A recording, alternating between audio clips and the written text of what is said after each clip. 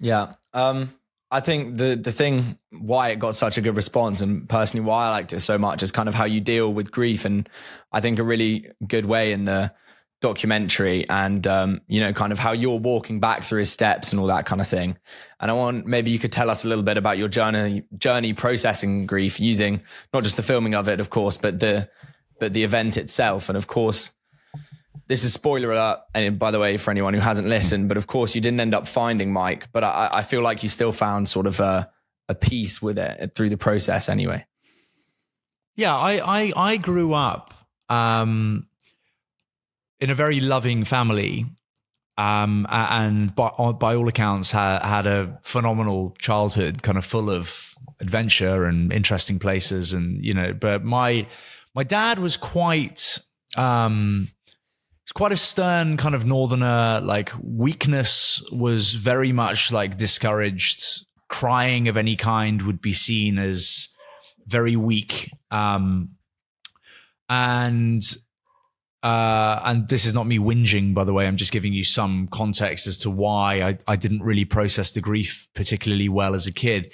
I kind of, if we'd fall off our bikes or whatever and like really hurt ourselves, kind of like gritting teeth and kind of pretending that it didn't hurt was like the only option in our family. I would essentially be punished if I showed any weakness. And I know it kind of, in today's world, that sounds like bad parenting almost, but actually I don't see it that way. I'm quite happy. I was brought up that way, although I probably would loosen the reins a little bit on my own kids. And it kind of led me to not be so sure about how I could show that I was upset around that time. I was 10. I remember coming up to my parents' bedroom, and they were both kind of stood there, and they said, Mike is lost on the mountain. And I just said, well, like, cool, let me know when you find him. I was a 10-year-old. And they were like, no, this kind of thing doesn't really happen. And, this is very bad news. We might never see him again. And I just didn't believe that. Like, I was like, whatever, like, my brother's a superhero, like, you're wrong type thing. I just didn't process it. And then enough time passed where it just became a reality. Attended the memorial service.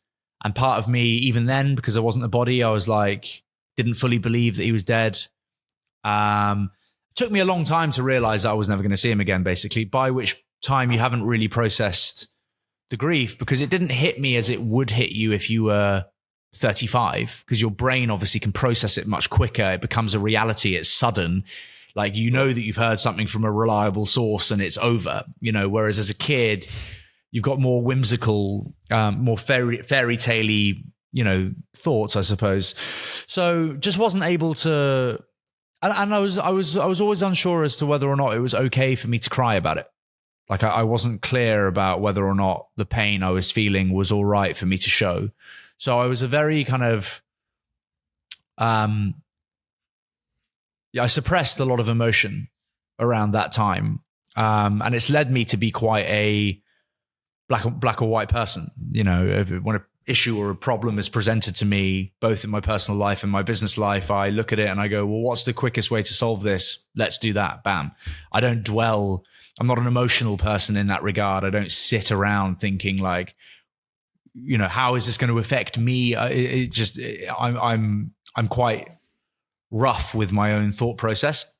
So yeah, I just wasn't sure how to process it. And as a result, I never really did. Like, we remember him on his birthday, obviously, and we would make speeches about him at dinners that we would have as a family, and we've got photos of him all over the house. And I would use him as a force for good in my life. I think death divides us. I think some people, and neither is right or wrong, some people dwell in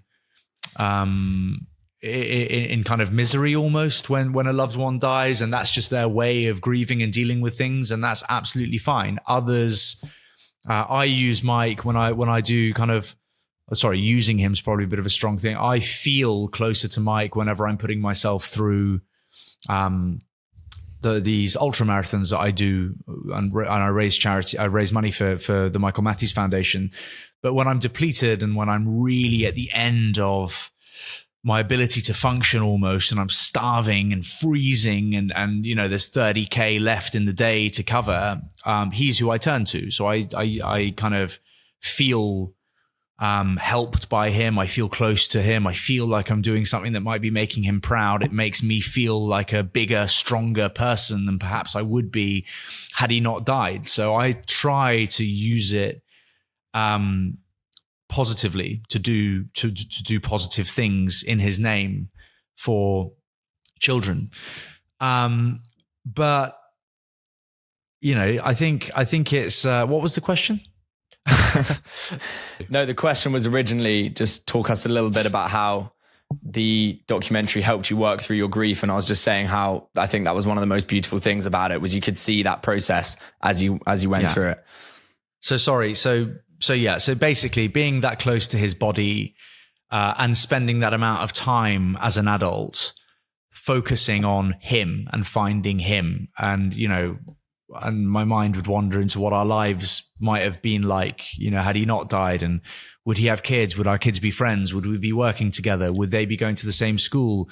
What would his wife be like if he had one? Would our wives be friends? It's kind of like you have all these what feel like they might be sad thoughts, but actually they're not. They're really like lovely, heartwarming thoughts to me. And yeah, just the process of being on Everest made me able to just lose a lot of the kind of hate that I was carrying around. The film doesn't cover it, but there was circumstances surrounding his death that could have certainly been avoided. There were mistakes made by the company that he climbed with, unquestionable mistakes, that had they not made them, he'd probably still be here, right? So I grew up with hatred towards these men, and I felt, rightly or wrongly, that essentially my brother had been killed, really. And that's what I was carrying around with me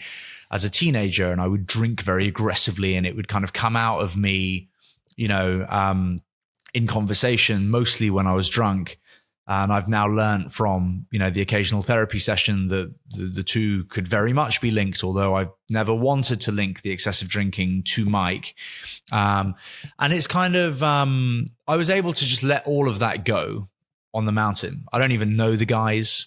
They're probably aware they've made mistakes. They're much old. One of them's dead, actually. I remember being delighted as a kid when I heard that he died. But all of that is negative. It's not a nice way to exist. It's negative energy to carry around.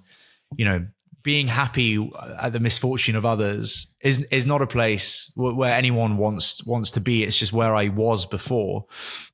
And for years I was thinking, God, I would love to get to this guy's house and give him a piece of my mind and like beat him up or whatever. And it's just like, it's all kind of juvenile stuff that of course like isn't really realistic. Like, do I want to spend time in jail for, doing something that I'll almost certainly regret?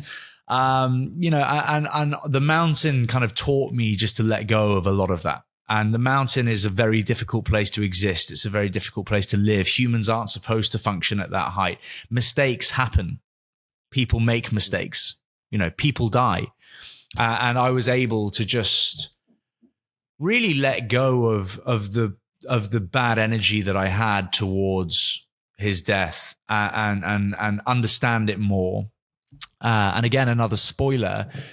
By returning the body of the Nepali Sherpa to his family, I was really able to kind of offer what we were so desperate for, that kind of reunion of the body and the family, so that physical grief could take place, at a burial site, or in their case, they cremate so that the soul can pass through to the afterlife in Buddhist culture.